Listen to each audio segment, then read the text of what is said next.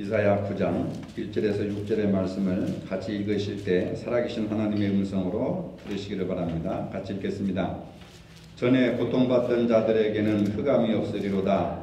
옛적에는 여호와께서 스불론 땅과 납달리 땅이 멸시를 당하게 하셨더니 후에는 해변길과 요단 저쪽 이방의 갈릴리를 영화롭게 하셨느니라. 흑암에 행하던 백성이 큰 빛을 보고 사망의 그늘진 땅에 거주하던 자에게 빛이 비치도다.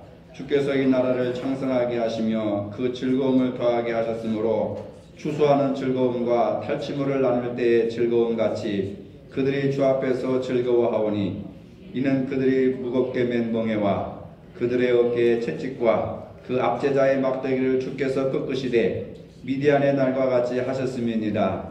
어지러이 싸우는 군인들의 신과 피 묻은 겉옷이 불에 섭같이 살라지리니 이는 한 아기가 우리에게 낳고 한 아들을 우리에게 주신 바 되었는데 그의 어깨에는 장사를 메었고 그의 이름은 기묘자라 모사라 전능하신 하나님이라 영존하시는 아버지라 평강의 왕이라 할 것임이라. 아멘. 주님의 성탄이 일주일 앞으로 다가왔습니다. 갈수록 성탄에 대한 성경적인 의미가 퇴색되어 가고 하나의 연말을 상징하는 세상적인 문화로 자리 잡고 있습니다. 심지어는 우리 예수 믿는 사람들에게도 성탄이 성경적인 의미보다는 세상적인 문화로 이렇게 기억해 가고 있다고 하는 것이 문제입니다.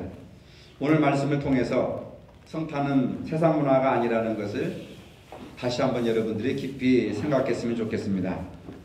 오늘 우리가 함께 읽은 본문의 말씀은 이스라엘을 향한 예언의 말씀입니다. 그러나 이 예언이 있은 지 700년이 지난 후에 한 아기가 탄생을 합니다. 이 아기의 탄생은 온 인류를 구원하시기 위한 하나님의 직접적인 역사의 개입을 뜻하는 것입니다.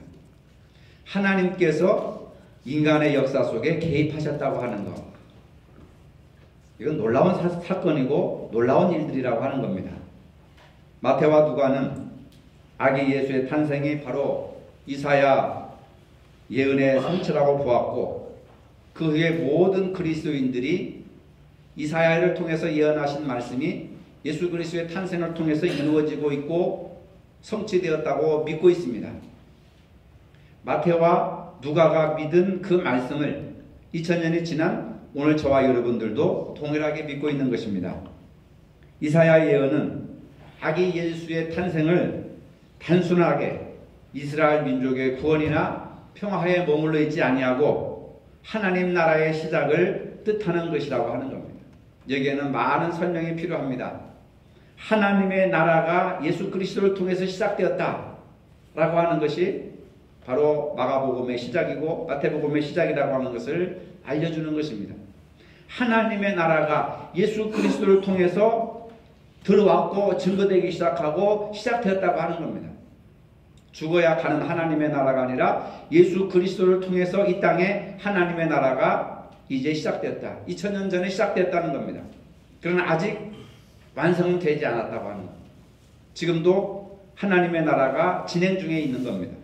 그래서 그 나라를 전파하기 위해서 교회를 세워주신 것입니다. 예수님의 탄생을 통해서 새로운 창조의 역사가 시작되었다고 하는 것입니다. 이것은 율법의 시대는 끝나고 은혜와 진리의 시대가 시작되었음을 의미하는 것입니다. 그래서 예수님의 탄생은 바로 새 역사의 시작을 의미하는 것입니다. 불안과 공포와 절망만이 지배하던 그러한 역사 속에 하나님의 아들이 탄생하였다는 것은 이제는 사랑과 희망의 새 역사가 시작되었다는 것을 알리는 것입니다. 캄캄하던 역사 속에 빛이 비치기 시작하였다는 것입니다. 절망이 엄습하던 이 세상에 희망이 자라기 시작했다는 것입니다. 눈은 눈으로 이는 이로 갚는 각박한 사회 속에 자신을 희생시키고 그리고 그 희생을 통한 그리스도의 사랑을 이제는 이 역사 속에 새로운 역사의 질서로 희생과 사랑이라고 하는 새로운 역사의 질서로 시작되었다고 하는 겁니다. 근데 2000년이 지난 오늘 우리들에게도 예수를 믿고 구원받았다고 하지만은 세상에 지배하던 불안과 공포와 또 어둠과 절망과 이런 모든 것들이 아직도 우리들 세계 속에 지배하고 있다고 하는 것은 예수 그리스도가 2000년 전에 오셔서 하나님의 나라를 시작하셨지만 아직도 우리 마음속에는 예수가 그리스도시요 살아계신 하나님의 아들이시요 예수 그리스도를 통해서 이루어지는 하나님의 나라가 이루어지지 못하고 있다는 겁니다. 자기 희생과 사랑을 통해서 하나님의 나라의 새 역사 질서가 이루어져야 된다고 하는 겁니다. 그렇다고 한다면 오늘 우리들의 삶의 모습도 자기 희생을 통한 사랑이 나타나야 된다는 겁니다. 이러한 의미를 갖는 예수 그리스도의 탄생을 통하여서 기독교가 형성되었고 기독교가 핍박 속에서도 굴하지 않고 로마를 극복하고 2000년 동안 기독교가 이렇게 유지되어 왔던 힘이 자기 희생과 사랑의 역사라고 하는 겁니다. 중요한 것은 누구든지 예수 그리스도를 믿으면 새로운 피조물이 된다고 하는 겁니다. 새로운 피조물이라 이전 것은 지나갔으니 보라 새 것이 되었도다. 이 얘기는 뭐냐면 세상 질서대로 살아가는 것이 아니라 하나님의 질서, 자기 희생을 통한 사랑의 역사가 지배하는 새로운 피조물로 거듭나는 것을 말하는 겁니다. 예수를 믿으면 새로운 피조물이 된다라고 하는 게 바로 그런 것을 의미하는 거죠. 하나님의 자녀가 되는 권세가 생긴다고 하는 겁니다. 하나님의 자녀로서의 권세는 자기 희생을 통한 사랑의 역사, 사랑의 질서, 사랑의 힘 이것으로 하나님의 권세가 나타난다고 하는 겁니다. 성령님께서 이렇게 살아가도록 도와주십니다. 새로운 마음도 생겨납니다. 예수님하고도 통하고 하나님과도 통하고 진리와도 통하게 되는 것입니다. 영생도 얻게 되는 것입니다. 하나님을 갈망합니다. 예수님을 마음에 모시면 속에서 열정에 대한 불이 타오릅니다. 비전이 생깁니다. 열정이 생기는 겁니다. 눈빛이 달라지는 겁니다. 세상을 바라보는 눈빛이 달라지고 다른 사람을 바라보는 눈빛이 달라지고 예배가 달라지고 삶의 자세가 달라진다고 하는 겁니다. 왜? 하나님의 아들 메시아이신 그리스도 예수께서 내 속에서 역사하시고 새로운 질서와 새로운 나라를 이루어 나가시는 그분이 내 안에 계시기 때문에 내가 달라질 수밖에 없다고 하는 겁니다. 베드로는 밤에 한 마리의 물고기도 잡지 못했는데 예수님의 말씀에 순종하였더니 대낮에 배에 차고 넘치는 고기를 잡는 체험을 했습니다. 이것은 뭘 의미하는 거냐? 베드로의 경험과 베드로의 의식과 생각, 삶의 방식이 아닌 예수님의 말씀대로 순종하였더니 고기가 차고 넘치는 축복을 받았다고 하는 것은 베드로의 마음속에 새로운 역사가 시작됐다는 겁니다. 예수님이 베드로의 삶의 주인이신 새로운 역사가 시작됐다고 하는 겁니다. 야고보와 요한도 같은 기적을 체험하게 됩니다.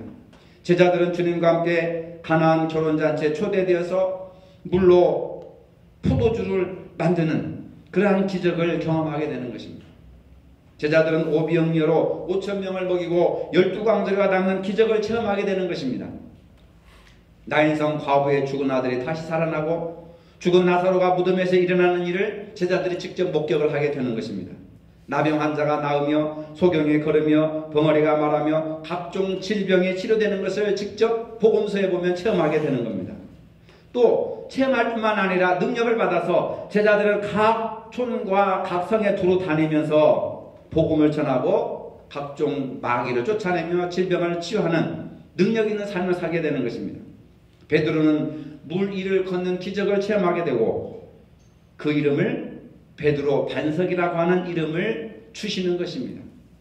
그 반석이라고 하는 이름 위에 교회를 세워주셨습니다. 여러분들의 믿음 위에 여러분들의 교회를 세워주시는 겁니다. 아시겠습니까? 여러분 한 사람 한 사람이 주님의 교회입니다. 이처럼 예수님은 우리의 삶을 송두리째 변화시키는 놀라운 능력의 소유자이십니다. 이처럼 예수님의 탄생은 오늘 우리를 변화시키는 능력이 있습니다. 어떻게 변화시키는 능력인가? 첫째로 어둠의 역사에서 빛의 역사로 변화시켜 주시는 겁니다. 사람은 처음부터 혼자 살 수 없고 이웃과 더불어 살아가는 것이 아담과 하와 때부터 이루어지는 전통인 것입니다. 그런데 사람이 이웃과 더불어 행복하게 사는 비결은 하나님의 창조 질서, 예수 그리스도께서 2000년 전에 가지고 오신 질서, 자기 희생을 통한 사랑의 질서를 가지고 살아가면서 이웃과 더불어 행복하게 살아가게 된다는 것입니다.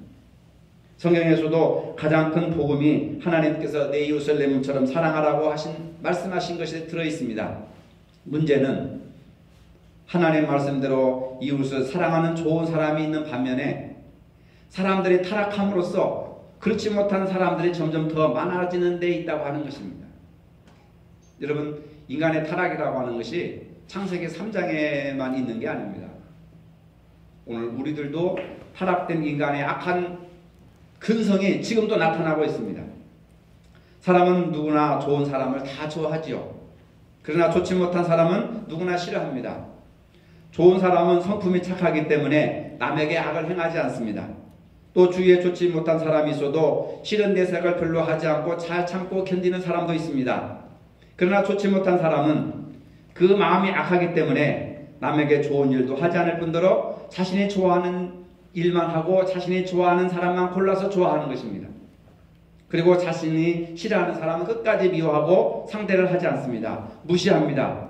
자신이 성품이 좋지 못한 사람은 어디를 가나 대적자들이 많이 생기게 되는 것입니다.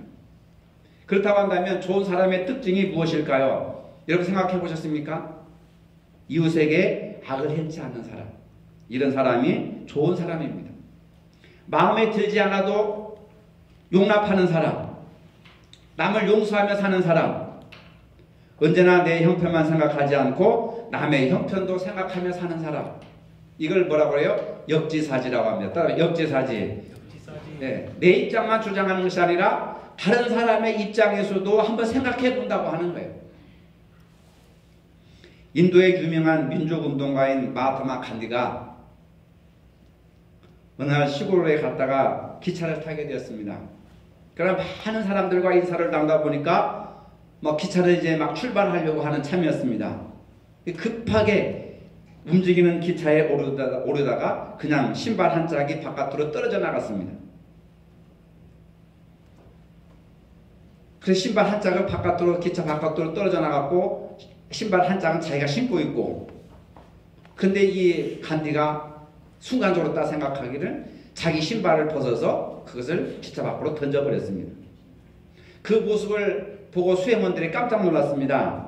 아니 선생님, 신발을 줍지는 못할 망정 왜 신발을 던져버립니까? 그러니까 뭐라고 했는지 아십니까? 아니 사람아, 저 신발짝은 누군가 주어서 신게 될 텐데 하나만 가지고서는 아무 소용이 없지 않은가?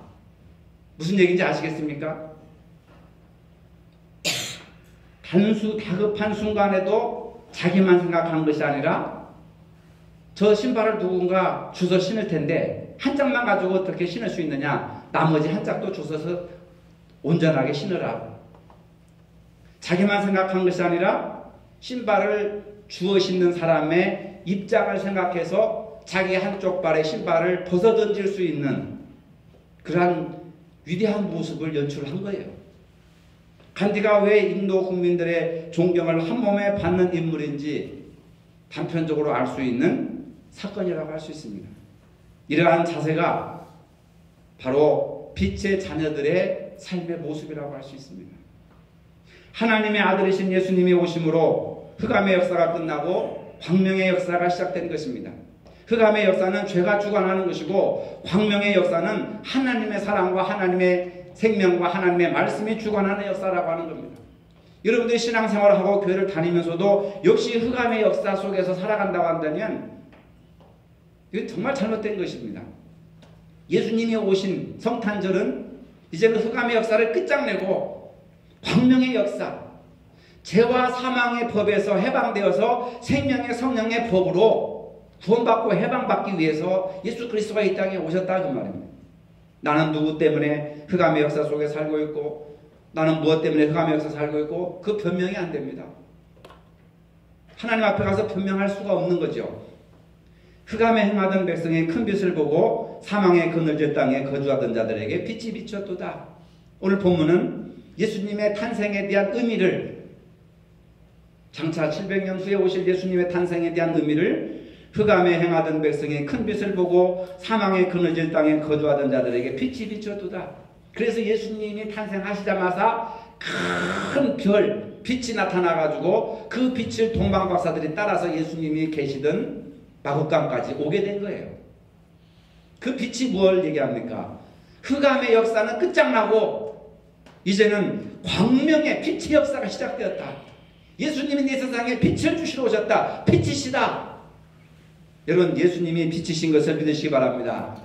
빛이신 것을 믿을 뿐만 아니라 예수님이 우리들에게 너희는 세상의 빛이다. 너희는 세상의 소금이다 하면서 예수님이 우리를 빛으로 인정을 해주셨다고 하는 거예요. 빛이 우리에게 기쁨을 주는 것이라고 한다면 어둠은 불안과 공포와 죽음을 안겨주는 것입니다.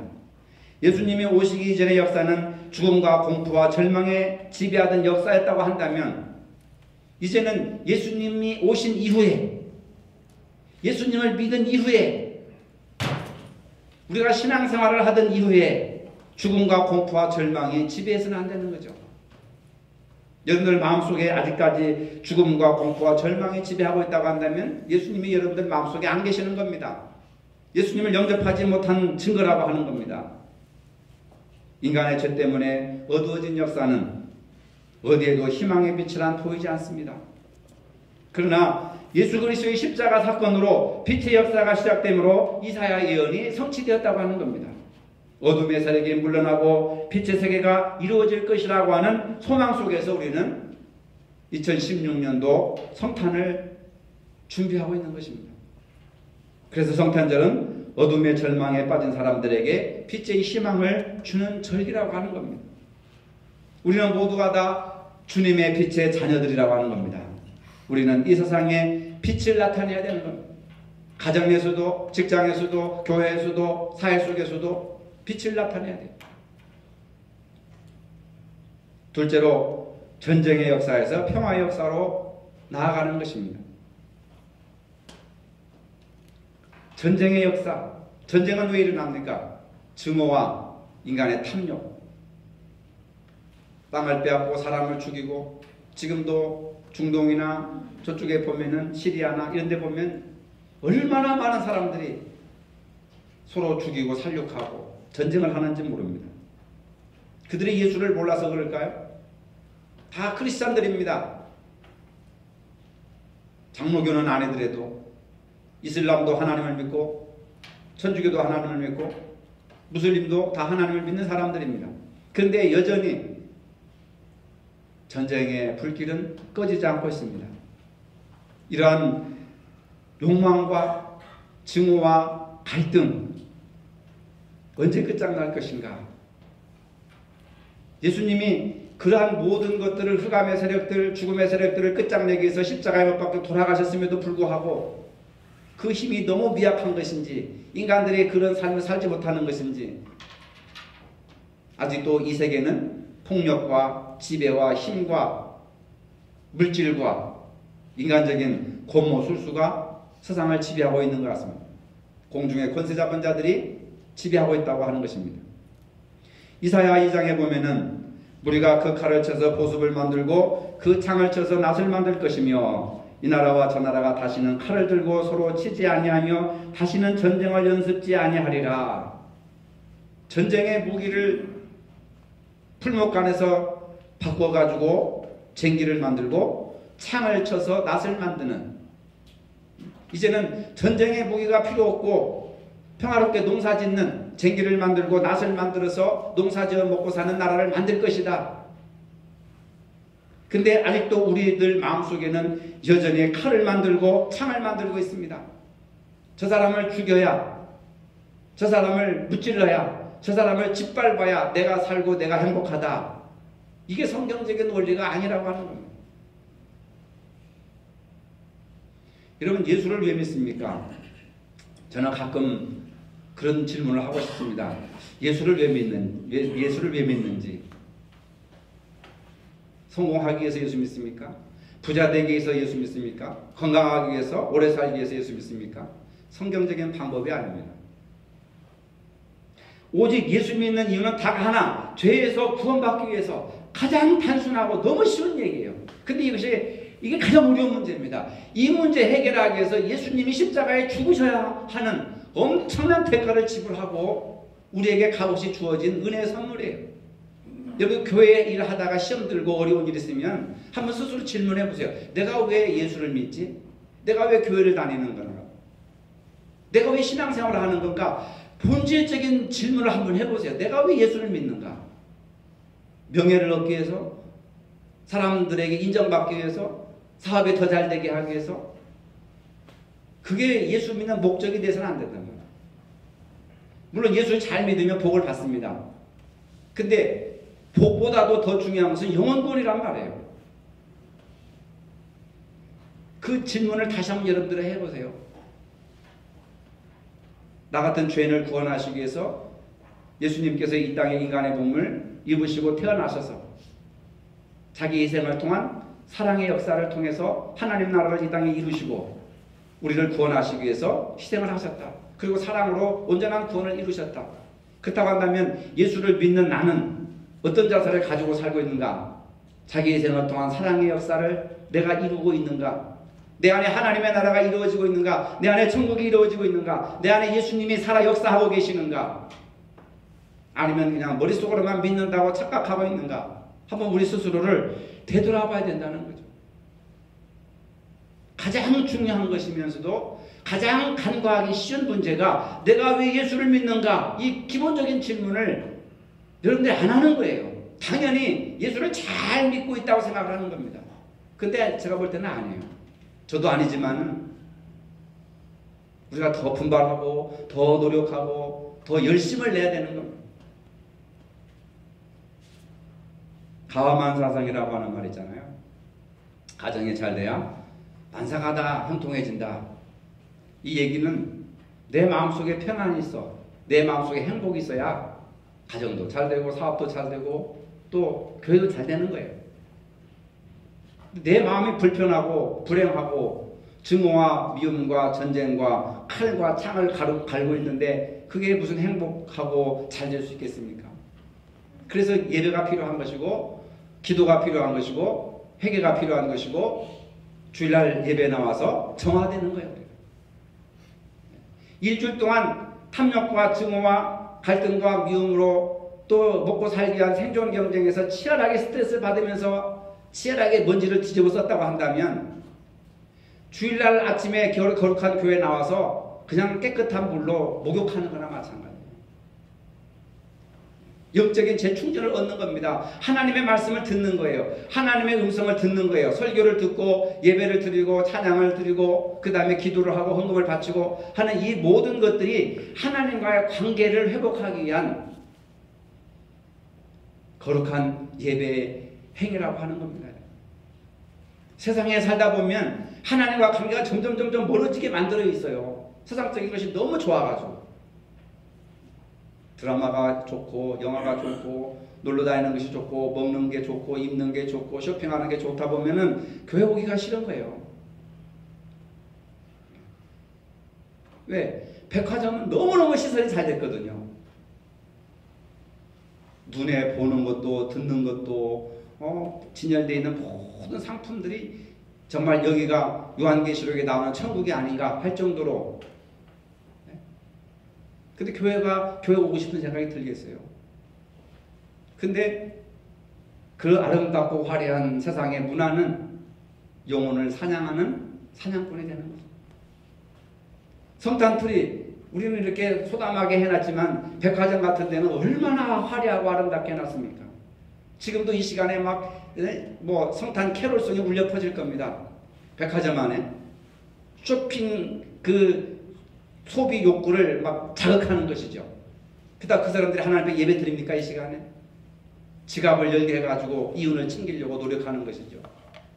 그런 거짓된 문화, 거짓된 어떤 그런 거룩함에 속아서는 안 된다는 거예요.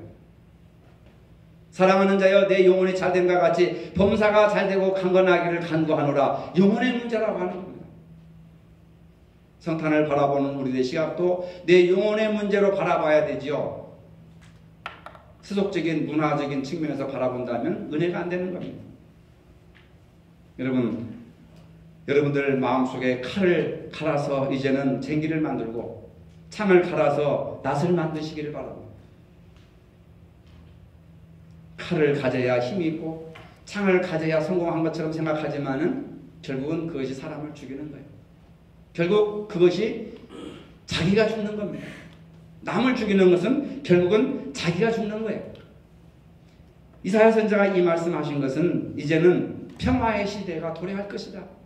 예수 그리스도를 통해서 평화의 시대가 도래할 것이다.